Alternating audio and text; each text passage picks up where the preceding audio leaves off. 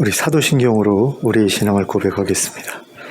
전능하사 천지를 만드신 하나님 아버지를 내가 믿사오며 그 외아들 우리 주 예수 그리스도를 믿사오니 이는 성령으로 잉태하사 동정녀 마리아에게 나시고 본디오 빌라도에게 고난을 받으사 십자가에 못 박혀 죽으시고 장사한 지 사흘 만에 죽은 자 가운데서 다시 살아나시며 하늘에 오르사 전능하신 하나님 우편에 앉아 계시다가 저리로서 산 자와 죽은 자를 심판하러 오시리라. 성령을 믿사오며 거룩한 공회와 성도가 서로 교통하는 것과 죄를 사하여 주시는 것과 몸이 다시 사는 것과 영원히 사는 것을 믿사옵나이다. 아멘. 찬송가 207장을 함께 찬송하겠습니다.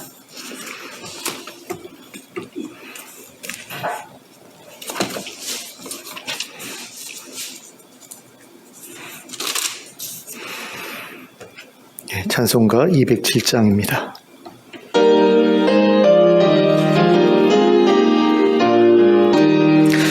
귀하신 주님 계신 곳 그 백성 함께 모이네. 함께 주를 만나니 그곳은 거룩하도다.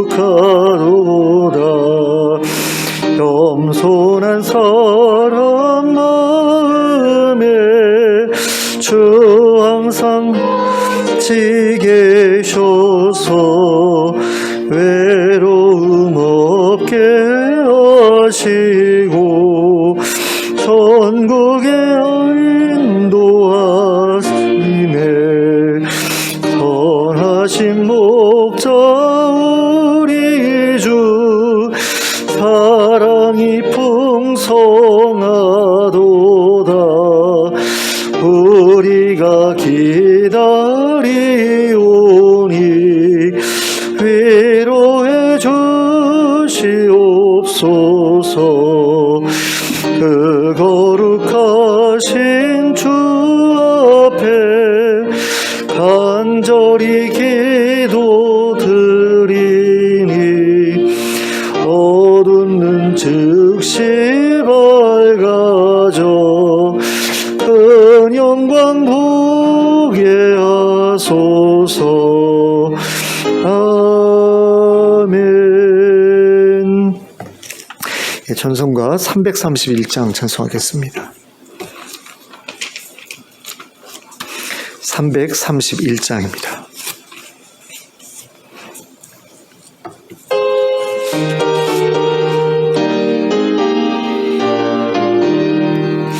영광을 받으신 만유의 주여 우리가 명령을 따르리다.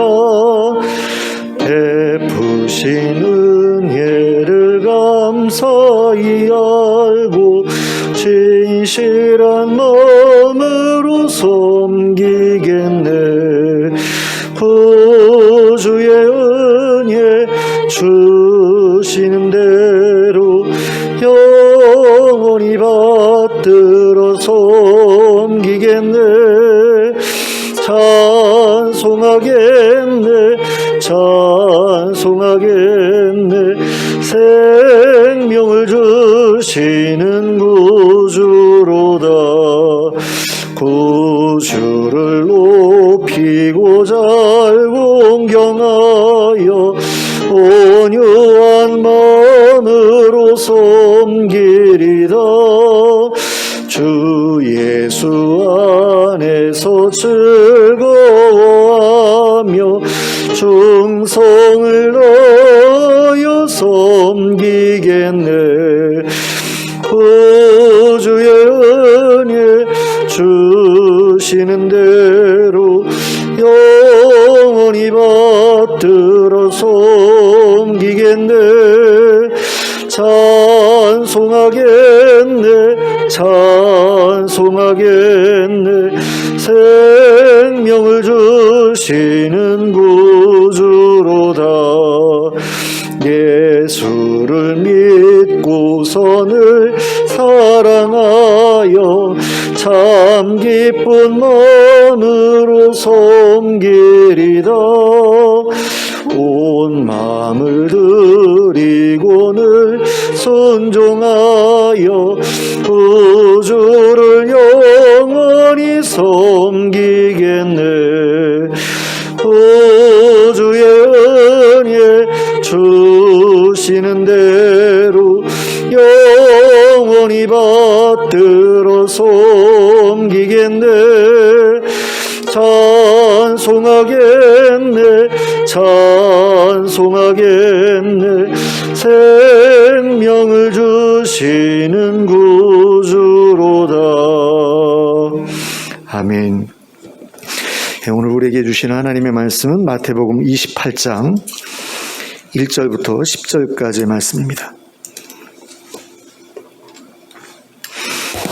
마태복음 28장 1절부터 10절까지를 합독하도록 하겠습니다. 같이 읽겠습니다. 시작. 안식일이 다 지나고 안식 후 첫날이 되려는 새벽에 막달라 마리아와 다른 마리아가 무덤을 보려고 갔더니 큰 지진이 나며 주의 천사가 하늘로부터 내려와 돌을 굴려내고 그 위에 앉았는데 그 형상이 번개 같고 그 옷은 눈같이 희건을 지키던 자들이 그를 무서워하여 떨며 죽은 사람과 같이 되었더라. 천사가 여자들에게 말하여 이르되 너희는 무서워하지 말라. 십자가에 못 박히신 예수를 너희가 찾는 줄을 내가 아노라. 그가 여기 계시지 않고 그가 말씀하시던 대로 살아나셨느니라. 와서 그가 누우셨던 곳을 보라. 또 빨리 가서 그의 제자들에게 이르되 그가 죽은 자 가운데서 살아나셨고 너희보다 먼저 갈릴리로 가시나니 거기서 너희가 배우리라 하라. 보라, 내가 너희에게 일렀느니라 하거늘 그 여자들이 무서움과 큰 기쁨으로 빨리 무덤을 떠나 제자들에게 알리려고 다름질할세 예수께서 그들을 만나 이르시되 평안하냐 하시거늘 여자들이 나아가 그 발을 붙잡고 경배하니 이에 예수께서 이르시되 무서워하지 말라. 가서 내 형제들에게 갈릴리로 가라 하라. 거기서 나를 보리라 하시니라. 아멘. 예수님께서 죽으시고 무덤에 되신 후에 셋째 날 새벽이 되었을 때 막달라 마리아와 다른 마리아가 예수님의 무덤으로 찾아왔죠. 첫날에도 이 두 여인은 닫힌 무덤 문 앞에 그 맞은편에 앉아서 그 곁을 지키고 있었다라고 기록되어 있는 것을 우리가 앞에서 보았습니다. 근데 아마도 대제사장들과 서기관들이 빌라도한테 가서 그 군병들을 데려다가 그 무덤을 지키게 하잖아요. 그때 아마 쫓겨나지 않았을까라는 그런 생각을 해봅니다. 그러니까 걸리적거리지 마라 이러면서 아마 집으로 돌려보내지 않았을까라는 생각이 들고요. 또 그때부터는 이제 안식일이 시작되니까 이 여인들도 어떻게 움직일 방도가 없지 않았을까라는 그런 생각이 듭니다. 그래서 안식일이 지나고 나서야 예수님의 시신에 향유를 바르기 위해서 이 여인들이 이제 예수님을 찾아왔던 거죠. 근데 그 두 여인이 무덤에 도착했을 때 큰 지진이 일어나며 하나님의 천사가 하늘에서 내려와 무덤 입구를 막은 돌을 굴려내고 그 위에 자리를 잡고 앉았다. 이렇게 본문에 기록된 것을 봅니다. 천사가 내려왔다라는 기록은 마태복음에 밖에는 없는 것 같아요. 그러니까 천사를 여자들이 보았다라는 것은 누가복음에도 있는 이야기지만 하늘에서 이렇게 천사가 번개처럼 이렇게 내려오는 그 모습을 보았다라는 기록은 마태복음이 유일한 것 같은데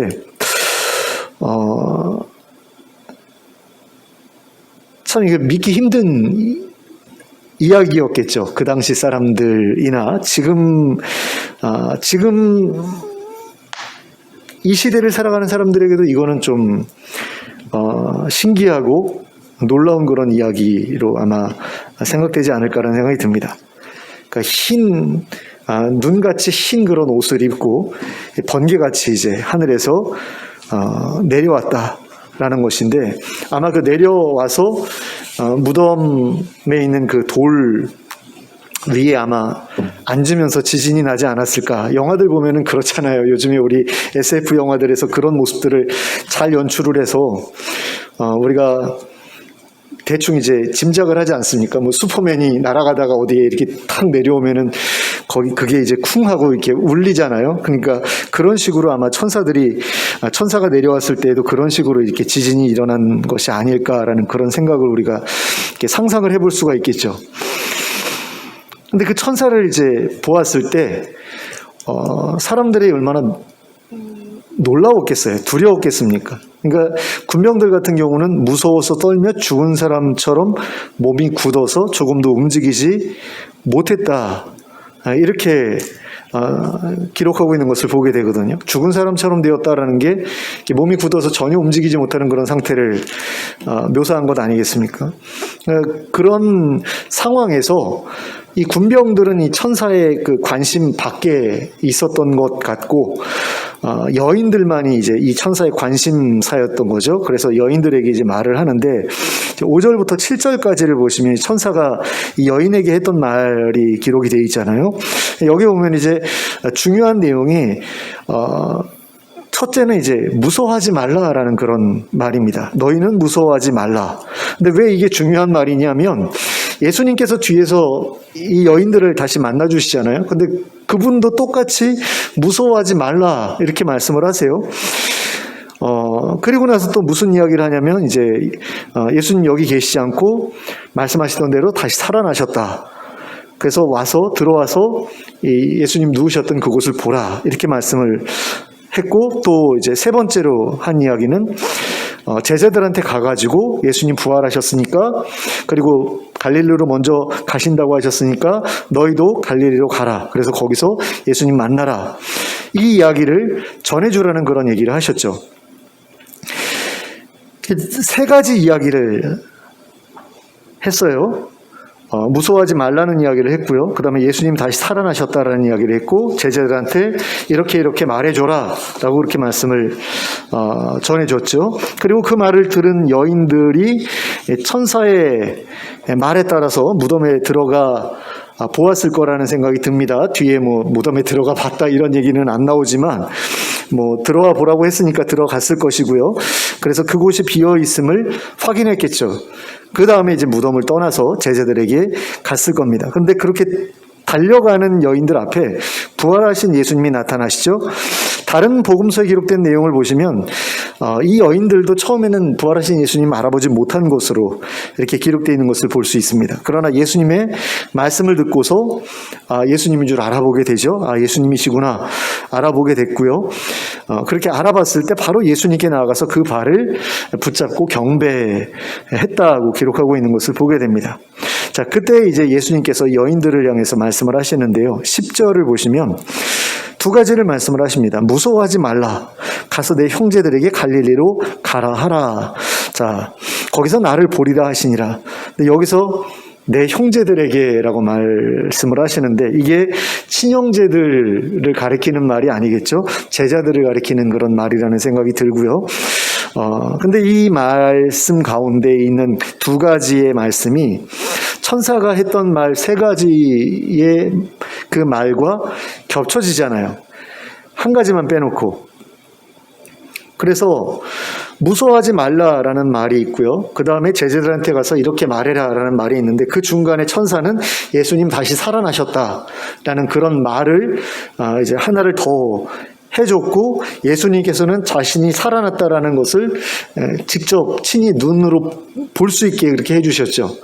그러니까 결국에는 예수님께서 하신 그 두 가지 말씀 중심에 예수님이 부활하셨다라는 사실이 있는 것으로 우리가 이해할 필요가 있습니다. 그래서 이 무서워하지 말라라는 것과 갈릴리로 가서 나를 만나라라는 예수님을 만나라라는 그런 말씀 사이에 예수님의 부활이라는 그 중요한 그런 사건이 있고 그 부활, 예수님의 부활을 중심으로 해서 이 두 가지 이 말씀이 주어진 것으로 우리가 이해할 필요가 있는데 자, 그러면 천사와 예수님은 어째서 이 여인들을 보면서 무서워하지 말라고 하셨던 걸까요?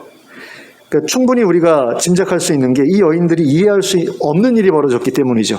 무서워할 수밖에 없는 일이 지금 벌어졌기 때문에 무서워하지 말라고 했을 겁니다. 자, 첫째로 이 여인들은 방금 하늘에서 천사가 내려오는 것을 봤잖아요. 근데 이 여인들이 천사를 이전에 봤을지 못 봤을지는 모르겠지만 아마 못 봤을 가능성이 저는 크다고 생각이 되고요. 그런 가운데 천사가 자기들 눈앞에서 번개같이 이렇게 내려오는 것을 보았을 때 놀라지 않을 수가 없었겠죠. 그리고 놀랐을 뿐만 아니라 무서웠을 겁니다. 왜냐하면 천사는 하나님의 말씀을 전달하는 사자잖아요. 그런데 이렇게 하나님의 말씀을 전달하는 사자를 맞이했을 때 이거는 하나님을 믿는 사람으로서 굉장히 영광스러운 일이기도 하지만 한편으로는 굉장히 두려운 일일 수도 있는 거죠. 무슨 책망을 가지고 오셨을지 모르는 거잖아요. 그러니까 하나님께서 천사를 보내셨어요. 그래서 권사님이나 저나 홍 목사님이나 누구 앞에 딱 나타났다라고 했을 때 그냥 무조건 야 천사다 이러면서 기뻐하고 막 이러는 건 어린아이들이나 그럴 것 같아요. 그렇죠. 우리 아주 애기들 같은 경우는 야 천사다 이러면서 손가락질하면서 막 기뻐할지도 모르겠지만 조금 나이가 먹은 사람이라면 그렇게 못할 거예요. 굉장히 두려울 겁니다. 겁이 날 거예요. 왜냐하면 천사는 하나님의 말씀을 가지고 오는 하나님의 사자인데 도대체 무슨 말씀을 가지고 왔을지 모르는 거거든요. 그래서 예전에 그 구약 성경에 보면은 사무엘 선지자가 그 다윗의 집에 이제 찾아가서 이새의 아들 그 다윗에게 그 기름을 붓기 위해서 찾아갔을 때 이새가 살던 그 동네의 장로들이 모두가 그 사무엘 선지자를 맞으러 나가는데 다 떨면서 나갔다고, 겁내면서 나갔다고 되어 있거든요. 그러니까 하나님의 사자인 선지자를 만나기만 해도 그렇게 마음이 막 쫄리고 이러는데 하늘에서 천사가 내려와서 도대체 나한테 무슨 얘기를 할지 모르는 상태에서 두려운 거는 너무나 당연한 일 아니에요. 근데 너가 두려워할 만한 일이 아니다라는 것을 천사는 말해주고 싶었던 거죠. 내가 너희를 찾아온 목적은 너희를 책망하기 위해서가 아니고 혼내기 위해서가 아니다. 이걸 이제 알려주기 위해서 이제 무서워하지 말라라고 한 건데요. 이게 이제 전부가 또 아닌 거죠. 또 한 가지가 있는데 이제 이 여인들은 무덤 속에 비어 있는 것을 이제 발견하게 될 것 아닙니까? 그러니까 예수님의 시신이 사라지고 예수님의 시신을 감쌌던 그런 세마포만 남아있는 것을 이제 보게 될 텐데 그걸 보면은 굉장히 당황할 수밖에 없을 것 아닙니까? 그리고 예수님의 시신을 누가 훔쳐갔다. 그리고 여기에는 뭔가 이제 음모가 있을 수도 있겠구나 라던가 아니면 예수님의 시신을 어떻게 안 좋게 처리하려는 어떤 그런 누군가의 어떤 그런 음모 같은 게 숨겨져 있지 않을까라는 어떤 그런 생각도 아마 들지 않았겠습니까? 그러니까 이런 어떤 그런 그 상태에서 이런 자기네들이 전혀 예측하지 못했던 그런 일이 벌어지고 있는 그런 가운데에서 이제 무서워할 필요가 없다라는 것을 이제 이야기를 하는 거죠. 근데 예수님께서 이 여인들을 향해서 무서워하지 말라고 하신 것은 조금 다른 이유에서였으리라는 생각이 듭니다. 그것은 이 여인들이 자신이 부활했다는 사실을 믿지 못하고 영으로 나타난 것이라고 생각했을 가능성이 있다고 생각하셨기 때문이라는 생각이 들어요. 그러니까 영이라고 하는 것은 그러니까 사람의 몸과 영이 이렇게 함께 연결되어 있을 때 살아있다라고 이야기를 하고 영이 몸에서 떠날 때 우리가 죽었다라고 이야기를 하잖아요. 근데 우리가 영은 죽으면 하나님의 뜻에 따라서 뭐 낙원에 가든가 음부로 가든가 이렇게 우리는 믿는데 한국 사람들 전통적으로 이제 보면 이제 그 사람이 죽으면 귀신이 된다라고 그렇게 보통 생각을 하지 않습니까? 그러니까 우리말로 하면 예수님의 귀신이 나타났다라고 생각하면서 두려워할 수도 있는 그런 상황이었던 거죠.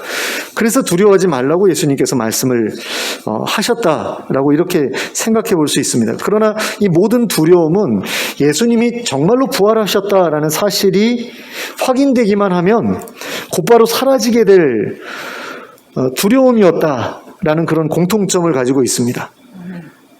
그러므로 천사도 예수님도 예수님께서 부활하셨다라는 사실을 여인들이 믿게 하는 데에 중점을 두어서 말씀하셨던 것을 봅니다. 그러니까 천사는 예수님이 부활하셨다라는 사실을 직접 말로 해줬고, 예수님께서는 자신이 다시 살아난 것이 확실함을 자신의 음성을 통해서, 그리고 자신의 몸을 통해서 보여주셨죠. 알려주셨죠. 그러니까 그 여인들이 자신의 발을 잡는 것을 그대로 두셨잖아요. 그러니까 그냥 경배해도 되는데, 여기서 경배했다라는 것은 절했다라는 뜻이잖아요. 그러니까 예수님 앞에 이렇게 절을 했다라는 건데, 그냥 절하면 되는데 왜 다리를 잡았을까? 발을 잡았을까? 귀신인지 아닌지 확인하고 싶어서 그런 건 아닐까라는 그런 생각도 들어요. 굉장히 똑똑하다라는 그런, 영특하구나, 뭐 이런 느낌이 들어요. 그러니까 진짜 살아나셨는지 아닌지 슬쩍 만져보는 어떤 그런 느낌? 근데 귀신일지도 몰라라고 생각했으면 감히 만질 생각도 못했을 것 같거든요. 근데 그 음성을 들었을 때 이미 확신을 한 것 같아요. 음성을 딱 듣고서 라보니어 하면서 이렇게 경배하잖아요. 근데 이미 소리를 듣고 음성 듣고 확신한 다음에 더 확실하게 하기 위해서 발을 버텨봤던 게 아닐까라는 그런 생각이 들고, 그런 가운데 이 여인들은 예수님께서 부활하셨다는 사실을 확실하게 믿게 되는 거죠. 그러니까 이 여인들이 제일 먼저 예수님의 부활을 믿었던 그런 사람들이다라는 것을 우리가 여기서 확인하게 됩니다. 그래서 이 여인들이 확신을 가지고 제자들에게로 가게 되죠. 그리고 천사와 예수님이 전해주셨던 그 말씀 그대로 이제 제자들을 향해서 이야기를 하죠. 예수님 다시 살아나셨다. 그리고 갈릴리로 가실 건데 너희도 갈릴리로 가서 예수님 만나라. 이렇게 전해줍니다. 근데 제자들은 이 여인들의 말을 믿었습니까? 믿지 않았습니까? 믿지 않았죠. 그들은 천사도 보지 못했고 부활하신 예수님도 만나지 못했기 때문입니다. 그러니까 베드로와 요한이 여인들의 말을 듣고 곧바로 무덤으로 뛰어갔잖아요. 그런데 이미 천사도 사라지고 예수님도 사라지고 안 계셨기 때문에 이 제자들이 여인들의 말을 듣지 않죠. 그래서 이 제자들이 어떻게 합니까? 그냥 예루살렘에 그냥 숨어 있자. 그래가지고 그 모인 곳에 문을 다 닫아 걸고서 이제 숨어 있었다라고 그러잖아요. 그러니까 갈릴리로 가려고 하지 않았다라는 이야기죠. 이 이야기는. 갈릴리로 가라. 예수님 먼저 가신다고 하니까 갈릴리로 가라. 그런데 말 지지리도 안 듣고 예루살렘에 그냥 남아있기로 한 겁니다. 그래서 예수님께서 그날 제자들이 모여있는 그곳에 다시 나타나신 거예요. 그날 저녁에. 그러니까 안식 후 첫날 새벽에 여인들을 먼저 만나주셨고요. 여인들을 통해서 야 갈릴리로 가 그랬는데 말을 안 들으니까 그 저녁에 갈 생각을 전혀 안 하니까 저녁에 그들한테 나타나신 거예요. 근데 그 자리에 또 누가 없었죠? 도마가 없었잖아요. 근데 도마한테 야 예수님 만났는데 예수님 다시 살아나셔서 우리가 만났는데 갈릴리로 가라고 하셨어. 그랬더니 도마가 뭐라고 그래요? 내가 직접 눈으로 보고 그 다음에 그 손가락에다 그 상처에다가 내가 손가락을 넣어보지 않으면 난 믿을 수 없다. 그 이야기 다음에는 무슨 얘기가 나올까요? 나 갈릴리로 안 갈래 이렇게 돼버리는 거죠. 근데 예수님께서 제자들 다 함께 갈릴리로 가라고 하셨는데 이렇게 뻗대면서 한 놈이 안 간다고 그러니까 다른 놈들도 갈 수가 없었던 그런 거였죠. 그래서 이 도마를 설득해야 됐기 때문에 예수님 다시 한번 나타나십니다. 그게 이제 8일째 되는 날이에요. 그러니까 예수님께서 부활하신 날이 주일이잖아요. 그럼 주일부터 월, 화, 수, 목, 금, 토, 그 다음에 8일째면 다음 주일에 나타나시죠. 그래가지고 한번 넣어봐 이렇게 말씀하시잖아요. 손에다가 손가락 넣어보고 믿는 자가 되라고 그렇게 말씀을 하시지 않습니까? 그랬더니 이제 도마가 그제서야 이제 믿게 되죠. 그리고 나서 이제 갈릴리로 움직이기 시작하거든요. 그러니까 이 제자들이 얼마나 지질이 말을 안 듣는 인간들이었는가 라는 사실을 우리가 알 수 있는데, 사실 제자들의 입장이 되면 우리도 별로 다르지 않았을 거라는 그런 생각을 하게 됩니다. 솔직히 구약에 있는 그 이스라엘 사람들, 모세의 말 되게 안 듣고 이제 하나님께서 명령하셨는데 지질이 말 안 듣던 그 사람들 보면서 우리 답답하게 생각하지만, 막상 우리가 그 시대에 갔으면 우리가 과연 모세의 입장에 있었을까 아니면 일반 백성들의 입장에 있었을까를 생각해 보면 우리 가운데서 모세 역할을 할 만한 사람들은 거의 진짜 드물잖아요. 목사들 가운데서도 그 시대에 살았으면 모세처럼 쓸만한 그런 목사 사실 잘 안 보이거든요. 없거든요. 그러니까 우리도 마찬가지였을 거라는 생각을 하는 게 맞지 않을까라는 생각이 듭니다. 그러니까 제가 그 시대에 있었어도, 그래서 제가 그 당시에 예수님의 제자였어도 말 안 들었을 것 같아요. 안 믿어지는 걸 어떻게 합니까? 근데 이걸 통해서 우리가 알 수 있는 게 뭐냐면, 예수님의 제자들조차도 부활하신 예수님을 만나서 예수님이 부활하셨다라는 것을 확인하기 전까지는 예수님의 부활을 믿지 못했다라는 거죠. 그렇기 때문에 오늘날의 불신자들이 예수님의 부활을 믿지 못하는 건 너무나 당연한 일이고 자연스러운 일일 수밖에 없습니다.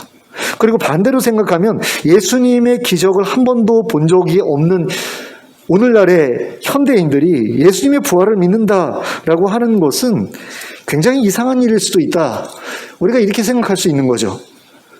그렇잖아요. 제자들은 예수님이 죽은 사람 살려내는 것을 봤어요. 그런데 예수님이 죽었다가 살아나셨는데 못 믿어요. 근데 오늘날의 현대를 살아가고 있는 우리들은 어떻게 그걸 믿을 수 있느냐라는 거죠. 그러니까 정말 바보거나 우리가 너무 멍청해서 믿거나, 사실 우리가 그런 생각하잖아요. 이단이라고 생각하는 어떤 그런, 거기서 이제 교주를 믿고 이런 것들을 보면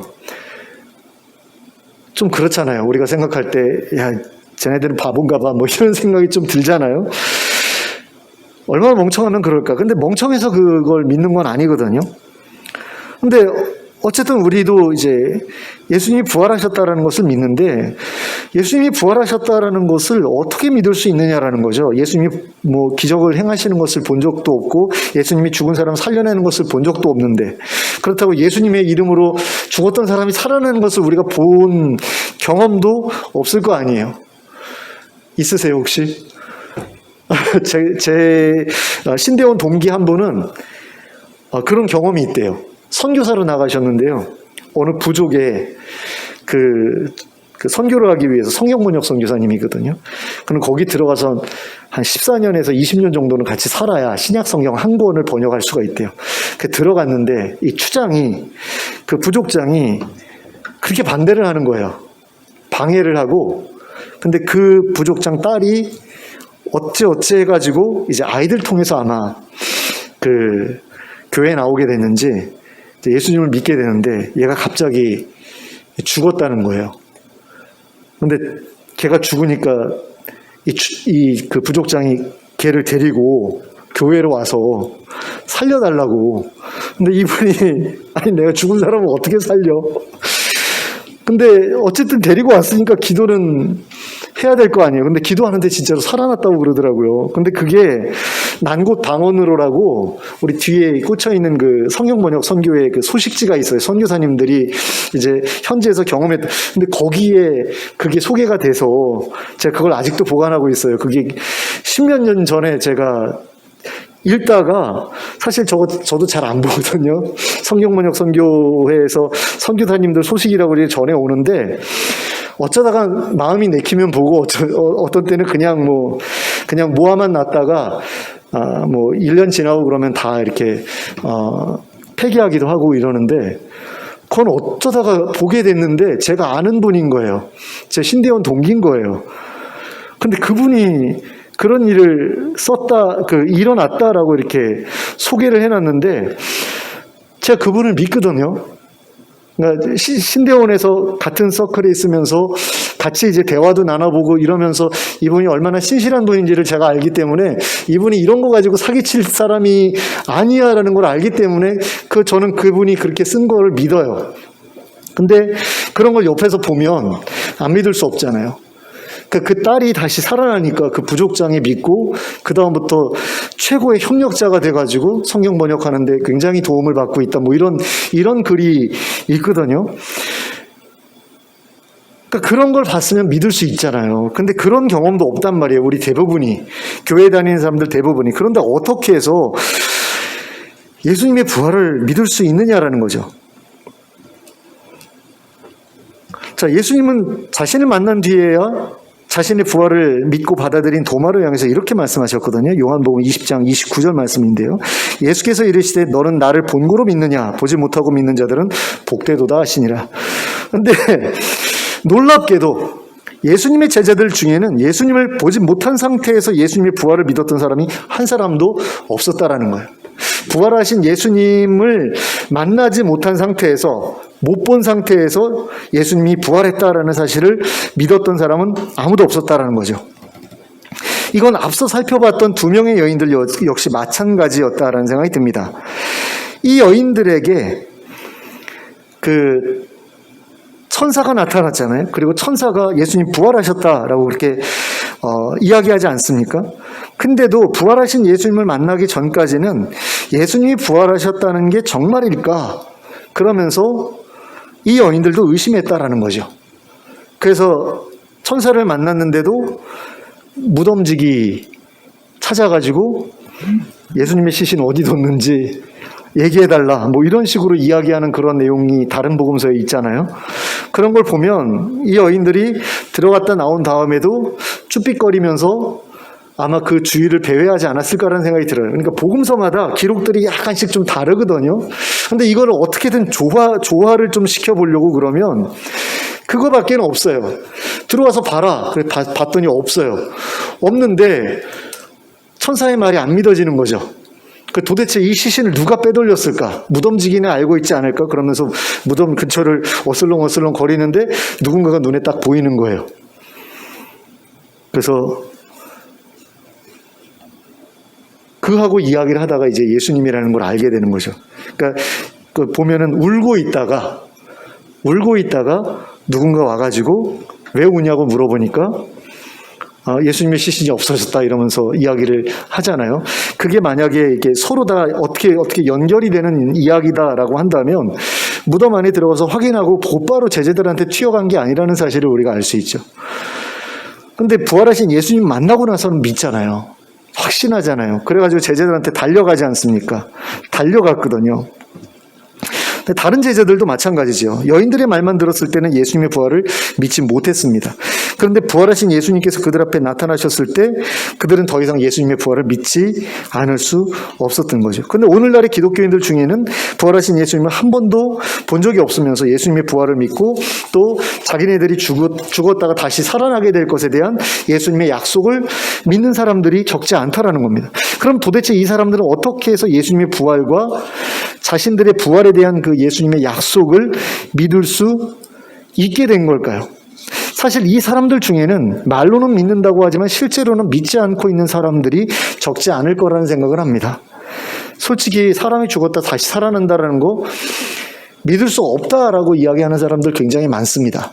그러니까 죽어서 천국 가는 것까지는, 죽어서 좋은 데 가는 것까지는 어렵지 않게 받아들여요. 많은 사람들이. 그건 불교도들도 다 받아들이고 이슬람교도들도 받아들이잖아요. 죽어서 선하게 살던 사람들 죽으면 좋은 데 간다라는 건 동서양을 막론하고 어느 곳에서나 다 퍼져 있는 그런 믿음 아니에요? 그런데 기독교에서 이야기하는 건 좀 다른 부분이 있죠. 그러니까 죽어서 낙원에 갔다가 거기서 영원히 사는 게 아니라 하나님께서 새로운 그 세상을 창조하시면 거기서 새 몸을 입고 영원히 살게 되는 그런 천국을 우리가 받게 된다. 이게 기독교가 말하는 거거든요. 근데 이 사실을 믿는 사람들은 많지가 않습니다.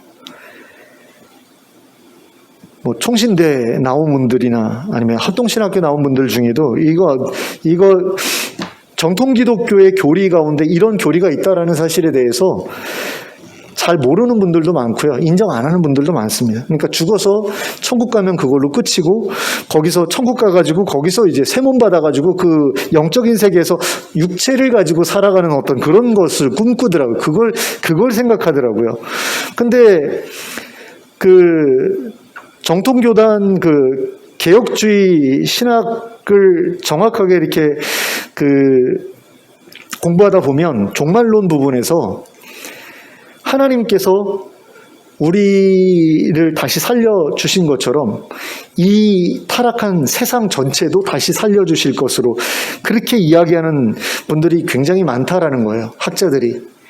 그러니까 노아의 홍수 때 물로 심판을 하셨잖아요. 근데 그 다음에 다시 살 수 있게 하셨잖아요. 그러니까 불로 심판하신 다음에도 거기서 다시 살 수 있게 해주셔야지 노아의 홍수 때와 마지막 심판이 같은 종류의 심판으로 우리가 연속성이 있다라고 볼 수 있잖아요. 그런데 그것에 대해서는 생각을 안 한다라는 거죠. 그건 여호와의 증인들이나 이야기하는 거 아니야. 뭐 이런 식으로 생각을 한다라는 거예요. 근데 그게 개혁주의, 장로교 교리 가운데도 있고, 감리교도 사실 개혁주의 교리에서 많은 부분, 이제 해결 안 되는 부분을 해결하기 위해서 웨슬레가 이렇게 채워놓은 어떤 그런 부분이라고 그렇게 들었어요. 그러니까 웨슬레도 개혁주의에 대해서 공부를 했는데, 이게 도대체 성경적이 아닌 것 같다 해가지고, 이렇게 인간의 그 책임 같은 것을 강조하면서 그거에 대한 성경의 가르침을 모아가지고 이제 그 감리교단의 교리를 만들었다고 그러거든요. 그러니까 사실 흐름상 같은 흐름 안에 있는 거죠. 그래서 정통이라고 그러는 거죠. 예전에는 뭐 서로 이단이니 뭐 이러면서 싸웠을지 몰라도 지금 우리가 다 정통교단이라고 인정을 하잖아요. 장로교나 감리교나. 근데 마찬가지로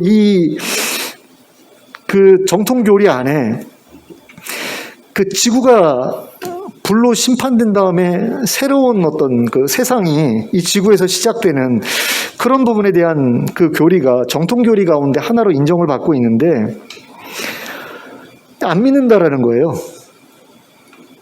근데 이런 것들이 어떤 사람들에게는 믿어지더라는 거죠.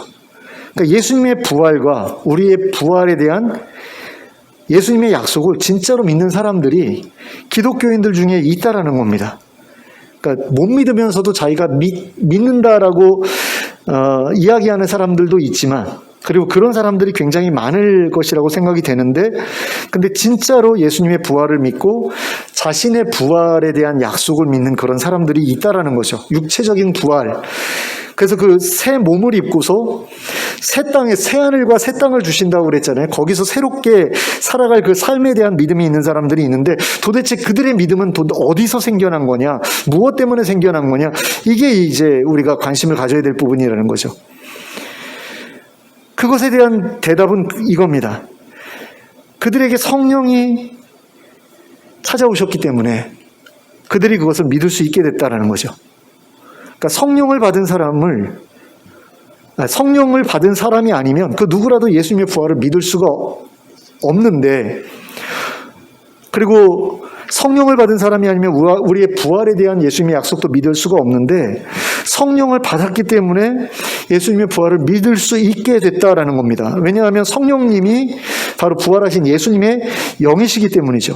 부활하신 예수님이 하나님께 받아서 우리에게 건네주신 분이 성령님이기 때문에 그 성령님을 받은 이상은 예수님의 부활에 대해서 의심할 수가 없게 된다라는 겁니다. 왜냐하면 예수님이 안 계시면, 부활하신 예수님이 아니면 성령이 우리한테 직접적으로 오실 수가 없기 때문에, 예전에는 하나님께서 당신의 종들, 선지자들에게 바로 그냥 성령을 보내주셨죠. 거룩한 영을 보내주셨는데, 그 성령을 보내시는 권한을 예수님한테 넘겨주셨단 말이에요. 하나님께서 당신 아들을 통해서 성령을 보내기로 하셨단 말이에요. 그렇기 때문에 예수님께서 부활하시지 않으시면 성령님이 우리한테 오실 수가 없고, 그리고 성령님이 예수님을 거쳐서 우리에게 오셨기 때문에, 그리고 예수님의 영이시기 때문에 그분이 우리에게 오시면 자신의 신분을, 자신이 누군지에 대해서 우리로 알게 해주시거든요.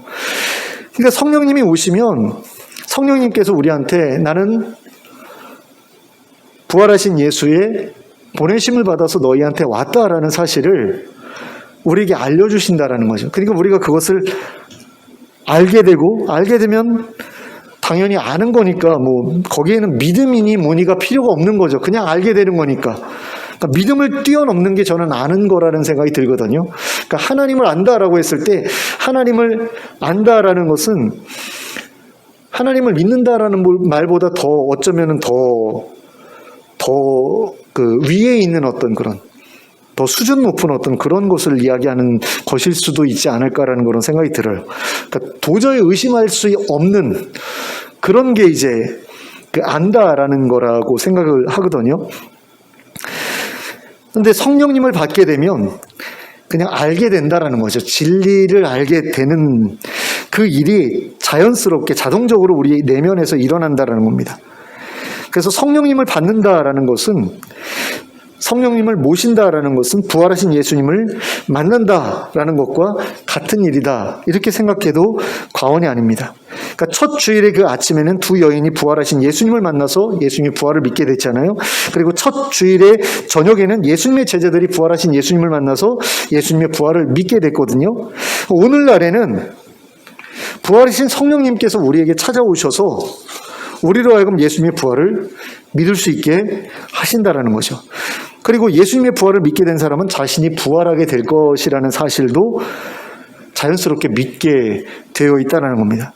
그러면 예수님의 부활과 자신의 부활에 대한 예수님의 약속을 믿게 된 제자들이 그 믿음을 근거로 해서 해야 됐던 일이 있잖아요. 그 일이 뭡니까? 바로 갈릴리로 가는 일이었죠. 예수님께서는 제자들을 향해서 내가 먼저 갈릴리로 갈 테니까 너희는 그곳으로 와서 나를 만나라, 이렇게 말씀을 하시거든요. 그러면 예수님께서는 왜 그런 번거로운 일을 시키신 걸까요? 왜 갈릴리로 오라고 하셨을까요? 이미 만나 주셨잖아요. 갈릴리로 와서 나를 만나라. 그런데 이놈들이 갈릴리로 안 갈 것 같으니까 예수님이 이 사람들 찾아오셔서 만나 주셨잖아요. 그러면 그걸로 끝이지. 거기서 뭐 갈릴리까지 왜 또 가냐고요. 어차피 다시 돌아올 거잖아요. 갈릴리로 갔다 이 사람들 다시 오지 않습니까? 예루살렘에 와가지고 거기서 기도해가지고 성령 받잖아요. 뭐하러 거기까지 다시 갔다가 오냐고요. 갈릴리 그 먼 길을.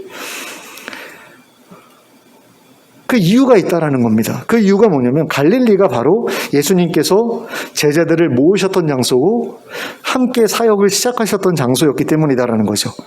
그래서 거기서 새롭게 제자들을 새 출발시키시기 위해서 예수님께서 그곳으로 오라고 하셨던 겁니다. 예수님을 버리고 뿔뿔이 흩어졌던 일로 인해서 제자들이 어떤 마음을 갖고 있었을까요? 실패감을 가지고 있었을 거예요. 아, 우린 실패했다. 끝이다, 끝났다, 이런 생각을 가지고 있었을 거예요. 그런데 예수님께서 처음 시작하셨던 그 장소로 불러주셔가지고 끝난 거 아니야, 다시 시작할 수 있어 라고 하시면서 새로운 마음을 가지고 새로 시작할 수 있도록 해주시기 위해서 그들을 그곳으로 부르셨다는 거죠. 그래서 제자들은 예수님의 말씀에 따라서 갈릴리로 갔죠. 그리고 그곳에서 회복됩니다. 그리고 다시 사명을 받게 됩니다. 그리고 그 후에는 다시 예루살렘으로 돌아와서 성령님의 임재를 기다리죠. 그리고 성령님의 임재를 경험합니다. 그리고 성령님과 함께 새로운 사역을 시작했던 것을 보게 됩니다. 자, 이처럼 예수님의 제자라면 누구라도 부활하신 예수님을 만나거나, 그러니까 당시에 있었던 제자들은 부활하신 예수님을 만났죠. 그게 아니면 우리처럼 부활하신 예수님이 보내주신 성령님을 만나야 한다라는 겁니다. 그래야지 예수님의 부활을 믿을 수 있게 되고 또 우리의 부활을 믿을 수 있게 되고, 그래야지 하나님 나라가 현실적으로 우리에게 다가오게 돼요. 하나님 나라가 많은 사람들한테 그냥 죽어서 가는 천국으로 끝나는 그 일이 어떻게 보면은 부활에 대한 확신이 없기 때문일 수도 있다라는 생각이 들어요. 부활에 대한 그런 분명한 그런 확신이 없기 때문에, 그리고 부활에 대한 확신이 없는 것은 성령님을 만나본 경험이 없기 때문에, 그래서 모든 것이 바로 이렇게 세워지기 위해서는, 우리 신앙이 바로 세워지기 위해서는 예수님이 보내주신 성령님을 만나야 한다라는 거죠. 그래서 부활에 대한 확신을 얻어야 된다라는 겁니다. 예수님의 부활에 대한 확신뿐만 아니라 우리가 부활할 것에 대한 확신을 얻어야 한다라는 거죠. 그리고 그 확신을 가지고 어떻게 해야 됩니까? 다시 한번 예수님께로 나아가야 한다라는 겁니다. 그러니까 난 부활하신 예수님 만났어, 그러니까 와, 나 끝났어, 이게 아니라는 거죠. 사실 부활하신 예수님을 만나는 거, 뭐 성령님을 만나는 것도 뭐 간단하게 되는 일은 아니라는 생각이 들어요. 정말 간절히 기도하고 구하고 그랬더니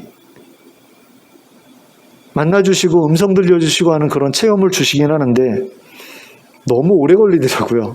너무 오래 걸렸어요, 저 같은 경우는. 그래, 대부분이 그렇다는 생각이 들어요. 옛날에는 뭐 그냥 기도하면 바로바로 이렇게 응답도 받고 막 그랬던 것 같은데, 제 경험으로는 그렇게는 안 되더라고요. 몇 년을 구하고 기도하고 그분께서 찾아와 주시고 만나 주시고 음성을 들려주시고, 그것도 지금까지 믿어오면서 제가 딱 한 번인가 경험했거든요.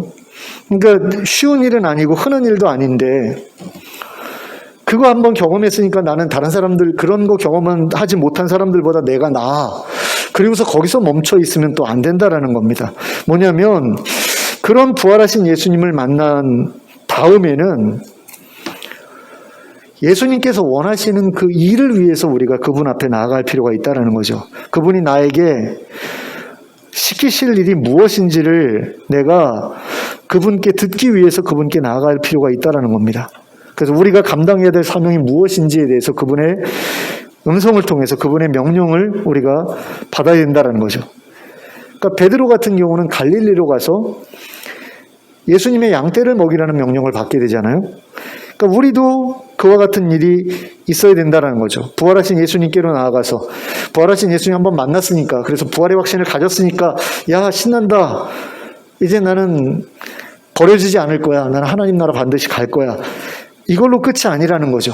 하나님 나라의 백성이 될 것이 분명해졌다면 그 하나님 나라의 백성으로서 그 나라가 건국되는 그 일에 내가 뭐라도 기여를 해야 될 것 아닙니까? 그 기여를 위해서 하나님께서 과연 나한테 무엇을 하기를 원하시는가? 내게 어떤 사명을 예배해 두셨는가? 이걸 여쭙기 위해서 예수님께 다시 한번 또 나가야 된다는 거죠. 어떤 사람에게는 베드로와 같은 그런 사명이 주어졌을 수도 있죠. 예수님의 양떼를 먹여라, 내 양떼를 먹여라, 이런 명령을 받은 사람들도 있을 겁니다. 하지만 모든 이에게 그런 명령이 주어지는 것은 아닐 거라는 생각이 듭니다. 모든 믿는 사람이 교역자가 되면 좀 그렇죠. 이상하죠. 어쩌면 내가 지금까지 해왔던 일을 계속 이어가면서 할 수 있는 일들이 주어질 수도 있을 거예요. 그리고 그럴 가능성이 저는 더 크다고 생각이 됩니다. 그리고 예수님께서 우리에게 맡겨주실 그 사명은 우리가 충분히 감당할 수 있는 그런 일로 주어질 거라고 저는 그렇게 생각해요. 왜냐하면 그분은 인격적인 분이기 때문에, 그리고 우리를 너무나 잘 아시기 때문에 우리한테 도저히 감당할 수 없는 거 맡겨놓고서 자식 고생하네 그러면서 우리의 고통을 보면서 힘든 것을 보면서 기뻐하는 그런 변태스러운 분이 아니잖아요. 그러니까 우리가 충분히 감당할 수 있는 일을 맡겨주실 거라는 거죠. 그래서 우리는 혹시라도 그분이 내가 감당하기 어려운 일을 나한테 맡겨주시지 않을까 하고 염려할 필요가 없는 겁니다. 두려워할 필요가 없는 거죠. 고기 잡는 일을 했던 베드로한테 너 고기 대신에 사람 잡는 일을 내가 맡겨주마 했던 것처럼 내가 지금까지 해왔던 일과 비슷한 그런 종류의 일, 뭔가 맥이 통하는 그런 일을 명령하실 가능성이 굉장히 크다라는 생각이 들어요. 분명한 것은 새로운 사명을 받게 된 다음에는 과거와 똑같은 일을 계속 이어서 하게 되더라도 과거의 삶과는 다른 목적, 다른 방향성을 가지고 하게 된다라는 겁니다. 그리고 그 일은 우리에게 이전보다 더욱 의미 있고 가치 있는 일로 여겨지게 될 것이다라는 거죠. 그리고 그 일은 이전보다 우리에게 더 큰 만족과 기쁨을 누리게 해줄 것이다. 보람을 누리게 해줄 것이다라는 겁니다. 그러므로 부활하신 예수님께 나아가 새로운 삶의 방향성을 인도받는 것에 우리가 두려움을 느낄 필요가 없다라는 것을 다시 한번 말씀드리고 싶어요. 무서워하지 말라라고 했는데 부활하신 예수님을 만나는 것을 무서워하는 분도 사실은 좀 있는 것 같아요. 그러니까 성령님이 오시는 것에 대해서 두려워하는 사람들이 있더라고요. 그러니까 예전에 오순절에서 그랬잖아요. 성령 받으면 방언한다. 근데 방언하는 거 보니까 무서웠거든요. 막 방언으로 기도하는데 뭐 귀신 들린 것 같고 막 무서운. 그러니까 나는 성령님 안 오셨으면 좋겠어요. 이런 어떤 마음을 가지고 있는 그런 사람들도 없지 않았던 것 같아요. 워낙에 이상하잖아요. 평범한 일이 아니잖아요. 모르는 특별히 장로교인들 중에 이제 점잖게 신앙생활 하는 것을 원하고 막 이렇게 오순절처럼 막 박수치고 막 통성기도하고 이런 거 싫어하는 사람들이 있는데 거기다가 방언까지 막 한다. 성령 받으면 누구나 다 방언한다. 그러면은 나는 차라리 방언도 안 받고 성령도 안 받, 말이 안 되는 건데 이런 식으로 두려워하는 분들이 있다라는 거죠. 근데 두려워할 필요가 없다라는 거예요. 부활하신 예수님 만나는 것도 두려워할 필요가 없고, 그분께서 명령하시는 새로운 사명을 받는 것도 무서워할 필요가 없다라는 거죠. 왜냐하면 그분은 인격적인 분이고, 그분은 우리를 위해서 자기 목숨까지 내줄 정도로 우리를 사랑하는 분인데, 우리한테 해야 될 만한 일을 하실 일이 없잖아요. 무서워하지 말라고 이야기를 하는데, 무서워하게 되면 어떻게 됩니까? 찾지 않게 되죠. 구하지 않게 되죠. 그래서 무서워서 찾지 않는 사람들이 있습니다. 무서워서 구하지 않는 사람들이 많아요. 너무 안타까운 일이라는 생각이 듭니다. 사실 우리가 청소년부 때 예수님 만나야 된다, 수련회만 가면 예수님 만나야 된다, 이런 얘기하면서 막 진짜 밤새서 통성기도 하게끔 막 그 전도사님이나 목사님이 막 그렇게 푸시하고 막 이런 거 많이 경험하게 되지 않습니까? 근데 그때는 진짜 겁이 없잖아요. 중학교 2학년 중심으로 해가지고 약간 별로 겁이 없을 때니까, 그때는 뭐 진짜 겁 없이 구하다가 그 시기에 어떤 체험 없이 이렇게 지나가게 되면, 그 시기를 지나가게 되면 나중에 어른 돼가지고는 그런 기회를 갖기가 쉽지가 않더라고요. 주일날 예배 때 목사님이 설교하시면서 성령님을 구하세요라든가, 아니면 부활하신 예수님을 만나십시오라든가, 뭐 이런 종류의 설교를 하는 것을 제가 별로 경험해 본 적이 없어요. 제가 부교육제로 생활하면서, 또는 일반 성도로 있을 때에도, 청년으로 있을 때에도 그런 얘기를 들어본 적이 수련회 때 말고는 없었던 것 같아요. 그러다 보니까 구하질 않죠. 내가 지금 잘 믿어지지 않아요. 근데 믿는 척해요. 믿음이 있는 척해요. 그래가지고 집사가 되고 장로가 돼요. 예전에 오카는 목사님이 그런 얘기를 하셨어요. 제자훈련을 이제 하는데 어떤 집사님인지 안수 집사님인지가 딱 보니까 믿음이 없는 것 같다라는 거죠.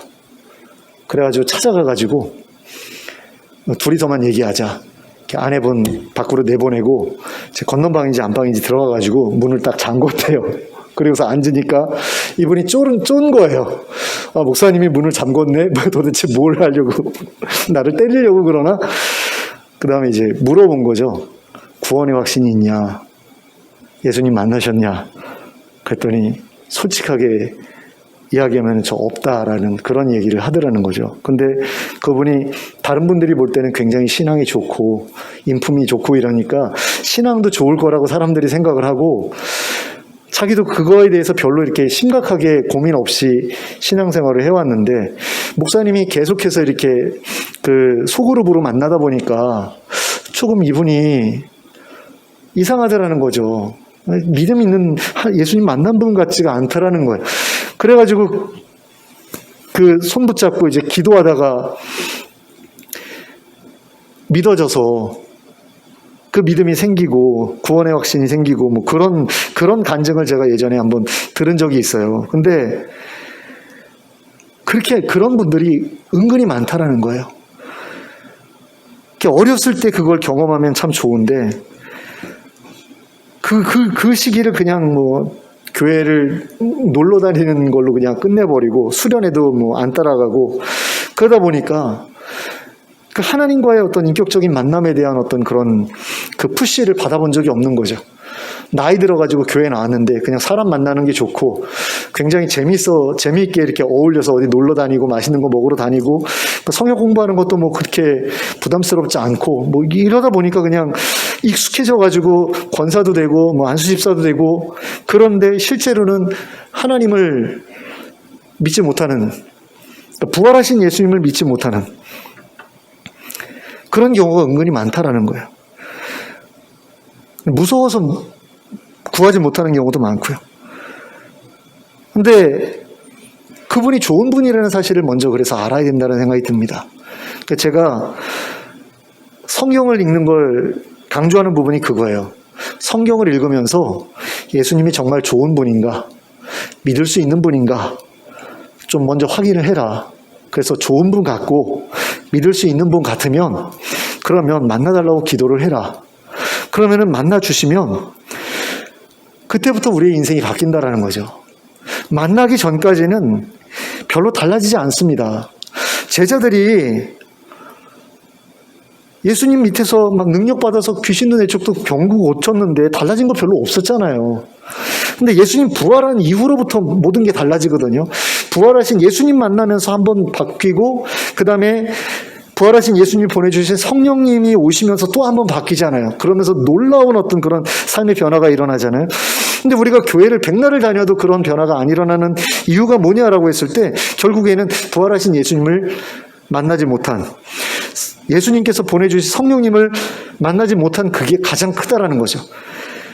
그러니까 계속 두려우니까 멀리 계셔야 하고, 가까이 오시면 내가 움츠러들어서 피하고, 그러다 보니까 변하지도 않고, 또 예수님께서 우리에게 가장 좋은 길을 알려주시려고 해도 그 길을 못 보게 되는 거죠. 너무 거리를 두고 있어서.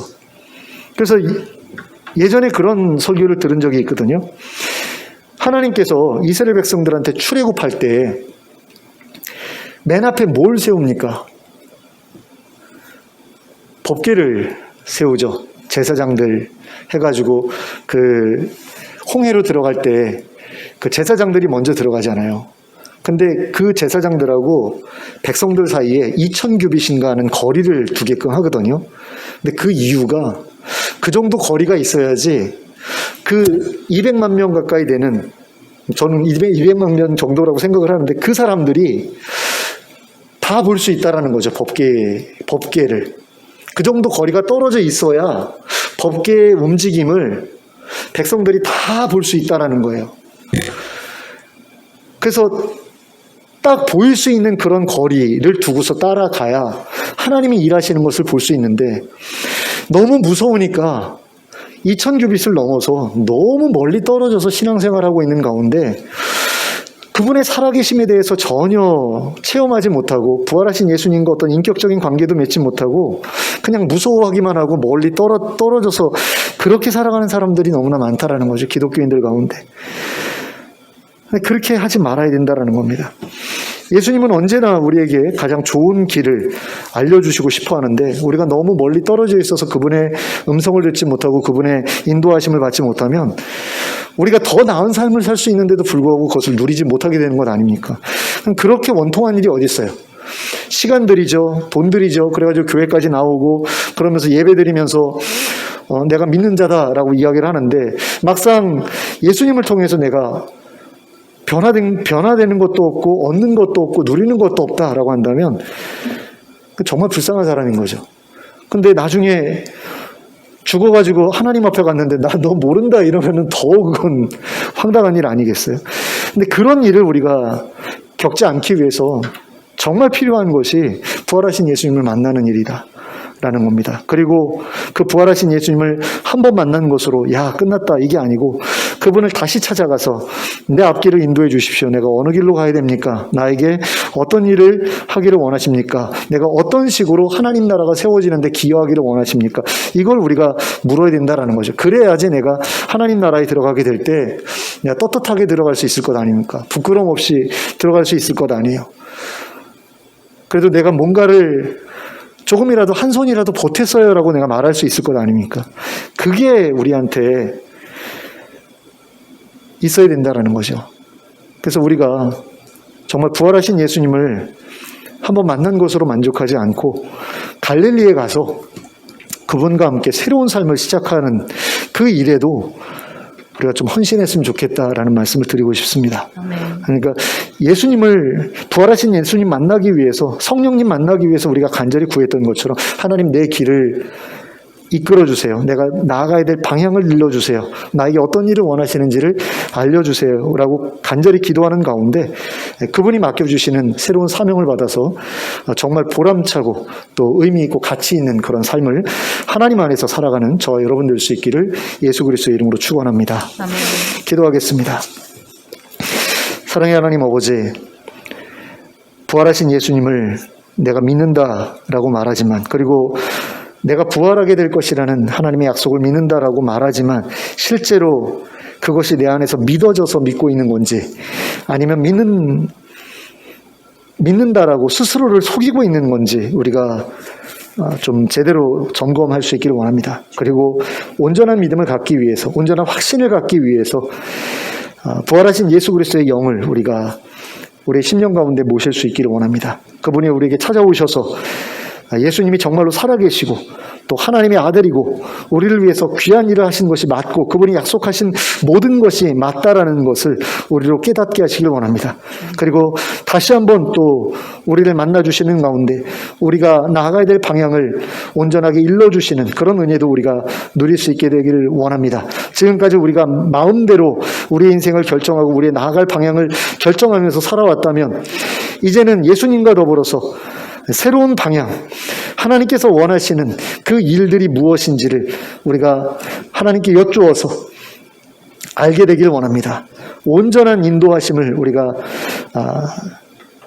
받게 되길 원합니다. 우리 멋대로 더 이상 살아가지 않게 하시고 하나님이 원하시는 그 일을 하면서 많은 보람과 만족과 기쁨과 또 가치를 거기서 느끼고 또 경험할 수 있는 그런 삶이 될 수 있기를 원합니다.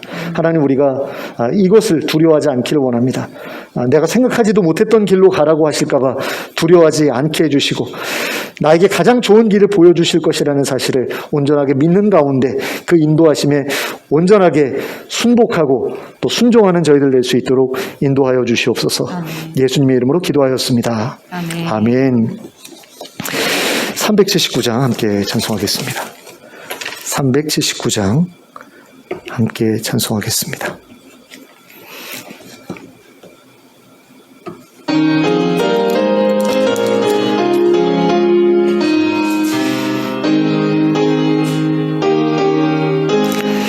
내가 길 멀고 밤은 깊은데 빛 되신 주 저 본향집을 향해 가는 길 비추소서. 내 가는 길 알지 못하나 한 걸음씩 늘 인도하소서. 이전에 방탕하게 지낼 때에 교만하여 맘대로 고집하던 이 죄인 사소서. 내 지은 죄 다 기억나시고 주 뜻대로 늘 주장하소서. 이전에 나를 인도하신 주 장래에도 내 앞에 험산 출령 만날 때에 도우소서. 밤 지나고 저 밝은 아침에 기쁨으로 내 주를 만나리.